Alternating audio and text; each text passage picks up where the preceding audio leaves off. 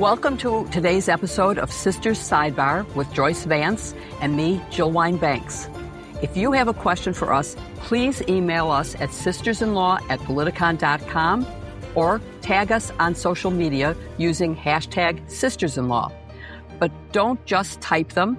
We love hearing your voice. It's really important to us, which is why we want to hear them. So please use a voice memo with one of your notes apps, and we might play it on the show. We're going to use some of those today. Before we get started, we are delighted to share that we have some live shows coming up. We'll be in Denver, Colorado tomorrow, April 23rd at the Cervantes Masterpiece Theater. Then we head over to Atlanta, Georgia for a show at the Buckhead Theater on May 3rd. Tickets are available at politicon.com/sisters. Only a few left for the show in Denver. We can't wait to see you there. Let's get started with the questions for today's show. Joyce, I have an audio question for you from Patricia. Greetings, sisters-in-law. I have an ask of you, not really quite a question. You have spoken several times now about how important it is for citizens to call their members of Congress. Many of my friends, though, who readily participate in things like rallies and marches, become completely frozen when asked to call their Congress critters. Now, I really want to share what you have said with my friends, but I can't find transcripts of your episodes. So I wonder, would you tell us all once again about the importance of calling your representatives and senators? No, really, seriously. And how easy it is and important? That way, I would know for sure which episode to direct my friends to listen to, and maybe I could quote you. I really think that your words on this topic would at least get them leaning more toward making calls. They really don't want to hear it from me yet again, I promise. Thanks for considering this request, and thanks for your podcast. Well, Patricia, thanks for this question. I think it's a question that so many people have on their minds. You know, we live in a moment where we don't always feel like our elected officials are responsive to us. Sometimes they don't even want to listen to us. They might even refuse to take meetings. We've had that problem a time or two in Alabama with our senators. So let's talk plainly about how government works. These people, politicians, we elect them. We, the people, have the power in this democracy. We can elect and we can unelect. And for far too long, we've thrown our hands up in the air with senators and other elected officials who aren't responsive. And we've just said, well, that's how people who go to Washington are, or that's how a governor is. And, you know, I think that we are in a moment where we can no longer afford to have that sort of attitude, where we have to insist that they're responsive. And so call your senators, send letters to your representatives. There are people in their staff that are charting how many times their offices get touched on these issues. They're paying attention even when they don't look like it. And, you know, you might need to get a little bit creative. I'll just point to this fabulous collective of women in Birmingham who, when they found that they weren't able to get in and have an in-person meeting with their senators, took to funding billboards on the main stretch of highway into downtown Birmingham, telling, for instance, their elected officials how fed up they were with their approach towards the Epstein files. So look, I mean, this is our moment. You know, we are fighting for this democracy, not on the battlefields in Normandy like our grandparents did, but in the voting booths, in our polling places come the midterm elections. And let's get on with it. Tell your friends who think that they can't make a difference, they absolutely can. When 8 million Americans marched for No King's Day, I promise you all those representatives and senators were paying attention. Hey, Jill, there's a question for you from Michelle in Northern California. Michelle here, calling back in from Northern California. And once again, I can't think of a better question for the former U.S. General Counsel of the Army under President Carter, Jill Wine-Banks. War crimes. Here I was thinking Trump's dance with the felon, sexual predator, grifter card was all full up. Guess there's always room for more crime. This time, crimes against humanity. Could you outline what constitutes a war crime and how Trump has vowed to annihilate an entire civilization? That he intentionally put himself in the crosshairs of committing such blatant atrocities against Iran. Like Batman's sky signal, we need a calling all Hague and Geneva Convention nightlight beacon. He and Putin could have a double conviction. As always, thank you for keeping us so well informed. Yours, Michelle. Thank you for that question. It is of grave concern to me that we are ignoring what war crimes are and that we have a president who not only commits them, but announces that he wants to commit even more. A war crime is a serious violation of international humanitarian law and of domestic law as well.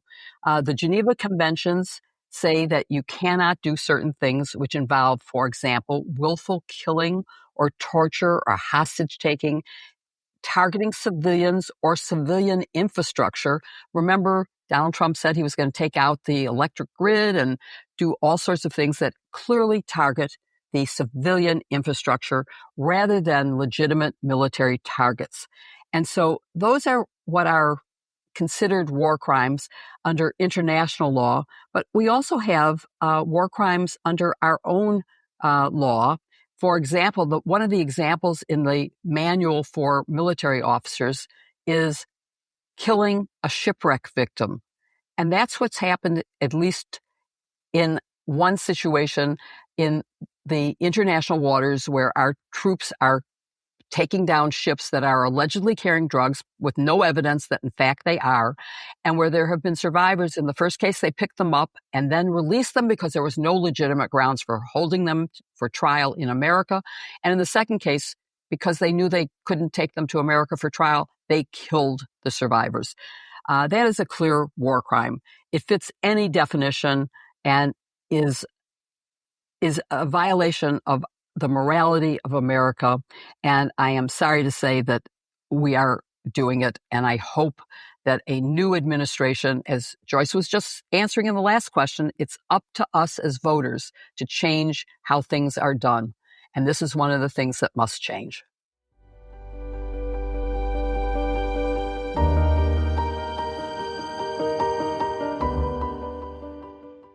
After doing some spring cleaning, you realize which things were clutter and what really adds to your home. Some appliances are so nice to have that you can't imagine how you managed without them. That's why we have to tell you about the Mill Food Recycler. It handles your food cleanup and puts every scrap to better use by making free garden-ready fertilizer. Since we found out about them, we couldn't wait to get them for our homes and start forming habits that were better for our families, yards, and the planet. To fill you in, Mill is the odorless, effortless, fully automated food recycler that can handle almost anything while looking great in any kitchen.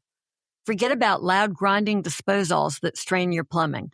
Just throw everything from potato peels to avocado pits, chicken bones, or even dairy into your Mill.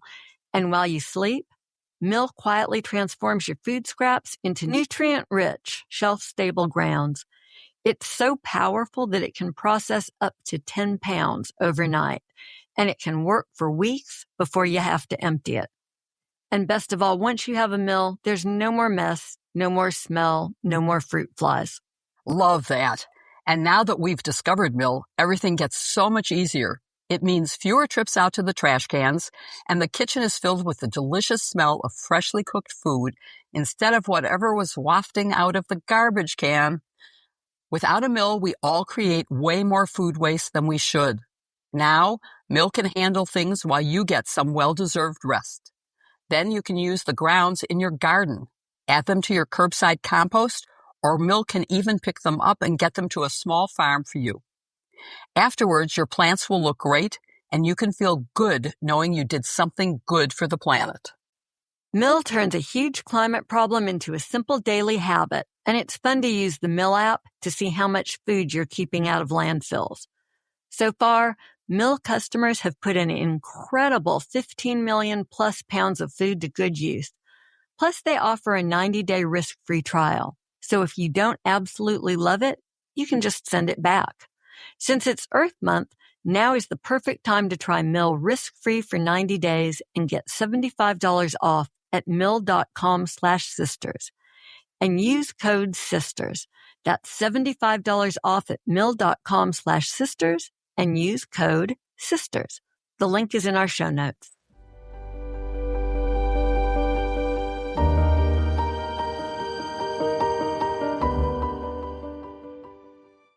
Joyce, we have a question for you from Late Bloomer 2023 on Threads.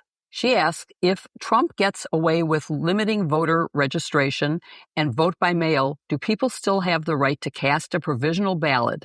Can they then sort out the validity later?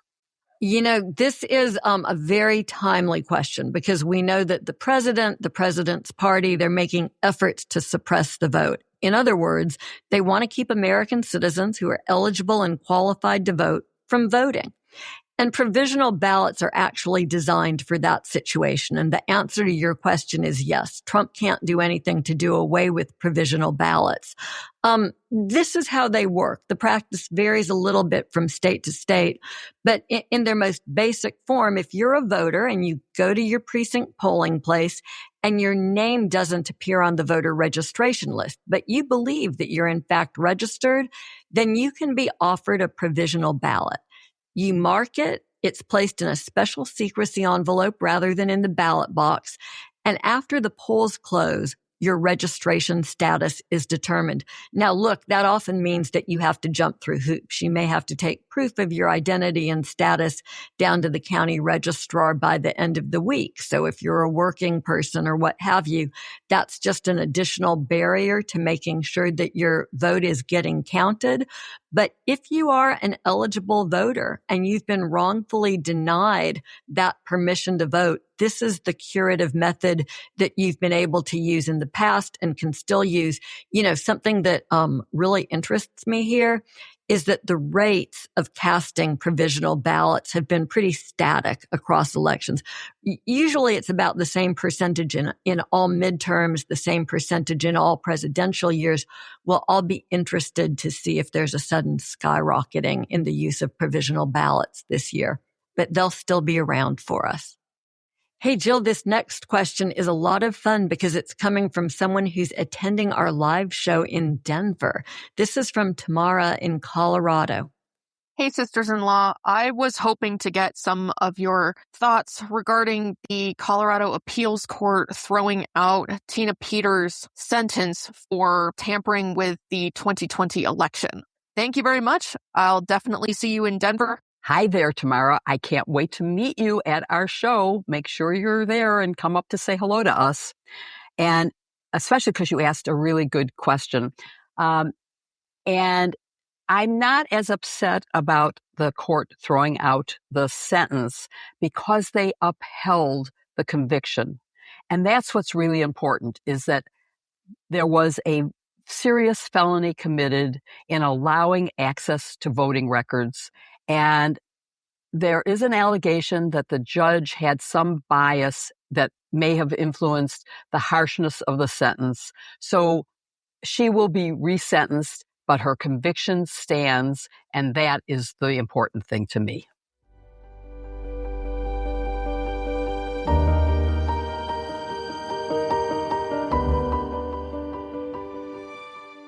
DeleteMe makes it easy, quick, and safe to remove your personal data online at a time when surveillance and data breaches are common enough to make everyone vulnerable. Privacy is so important to online safety, and DeleteMe is the perfect tool to up your digital security. It's scary out there. In 2026, it's easier than ever to find personal information about people online. Unfortunately, having your address, phone number, and family members' names hanging out on the internet can have actual consequences in the real world, putting everyone at risk. DeleteMe can protect your personal privacy, your family's privacy, and the privacy of your business from doxing attacks before sensitive information is exploited. Consider it like your personal warrior protecting your data, autonomy, and privacy. Even if you're not a public figure, in the internet age, all of us are potential targets for malicious actors, blackmailers, and worse. And especially if you have minors or children in your family, DeleteMe is a must. Once we got started with them, the peace of mind was such a relief, and I trust them to protect me, my sisters, and my loved ones. And I know that they can help you keep you and your family safe too. You know, it really rings a bell with me because this week, one of my college sorority sisters sent out an alleged email, which I was immediately suspicious of. And the second follow-up to the first weird one was, would you please just buy a credit card on your Amazon account for me and email it to me? But the New York Times Wirecutter has named DeleteMe their top pick for data removal services for a reason. So don't wait. Take control of your data and keep your private life private by signing up for DeleteMe. Now at a special discount for our listeners, get 20% off your DeleteMe plan when you go to joindeleteme.com/sisters and use promo code SISTERS at checkout. The only way to get 20% off is to go to joindeleteme.com/sisters and enter code SISTERS at checkout. That's joindeleteme.com/sisters, code SISTERS. And the link is in our show notes.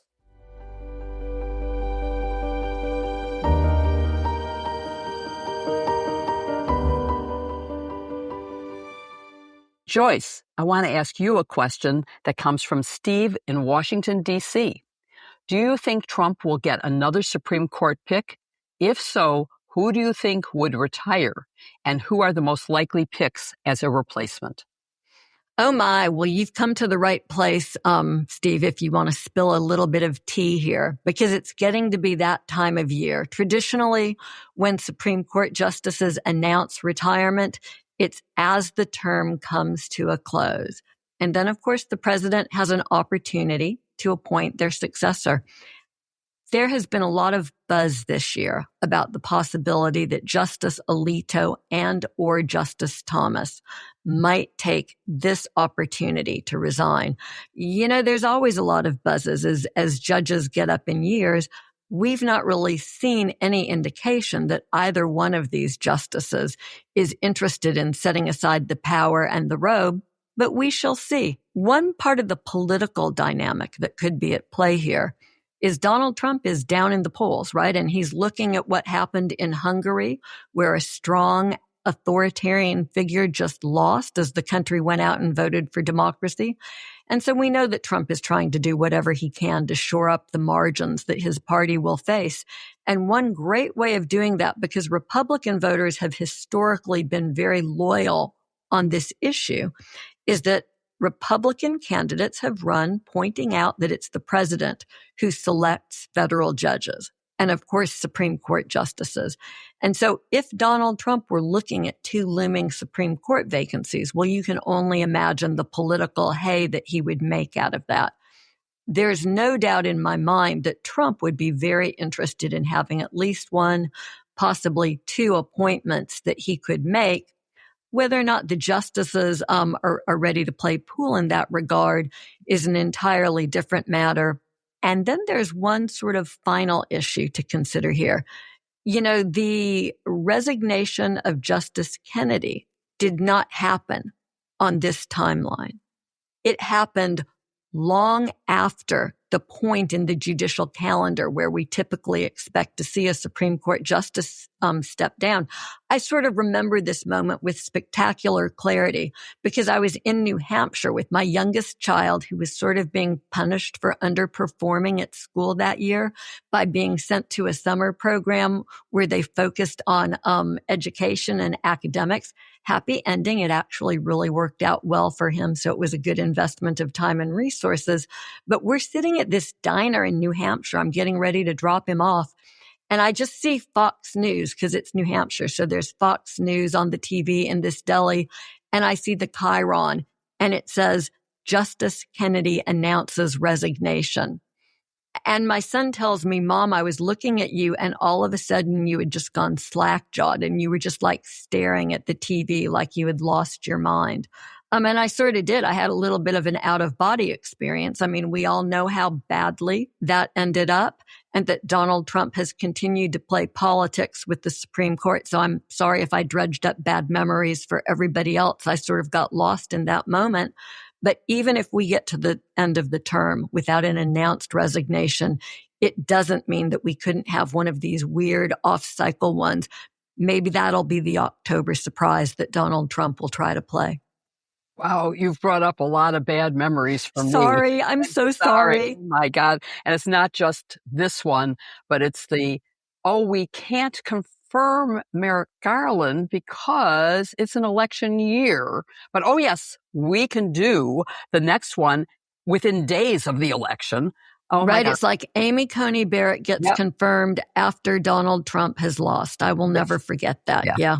Exactly. So, Well, Jill, do you want to do another question? Sure. So, Jill, there's a question for you from Marco, and it's a simple question. He says, why are NDAs, non-disclosure agreements, not considered a violation of free speech?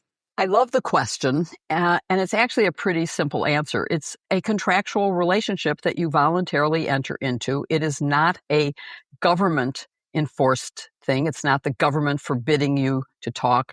Most NDAs are between private parties settling a lawsuit.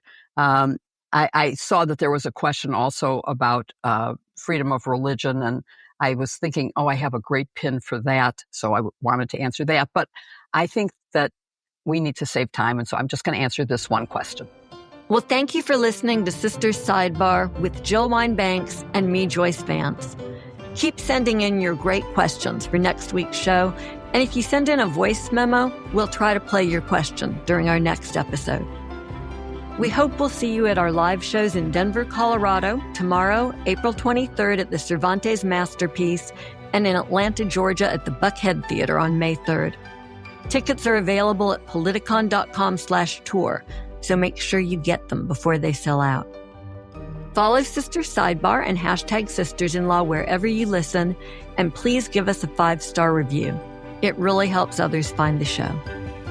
Show some love to this week's sponsors, Mill and DeleteMe.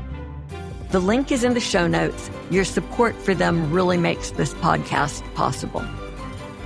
Don't forget to pick up your hashtag Sisters-in-Law merch and other goodies at politicon.com/merch. And we will see you every week on Wednesdays and Saturdays for new episodes of Sisters Sidebar and hashtag Sisters-in-Law.